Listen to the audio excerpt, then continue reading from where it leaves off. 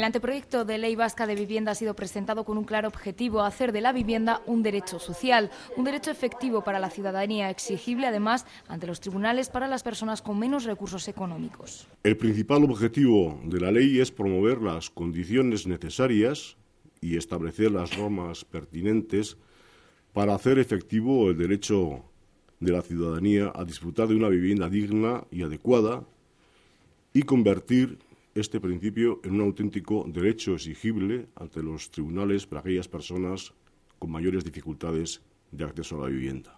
Esta ley, que se espera sea llevada al Parlamento para su debate político a finales de este año, regula además el régimen jurídico de la vivienda de protección pública. Tendrán prioridad aquellas familias con más miembros y con escasas posibilidades económicas.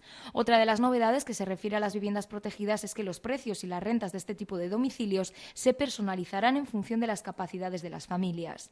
Con la nueva ley se abre la posibilidad de expropiación forzosa de las viviendas protegidas en caso de que éstas no se destinen a vivienda habitual, estén deshabitadas sin causa justificada durante más de un año o no sean conservadas de manera adecuada, por ejemplo.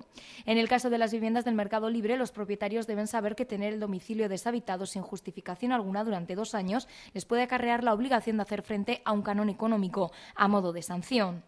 Este anteproyecto contempla además como una de las líneas principales la rehabilitación.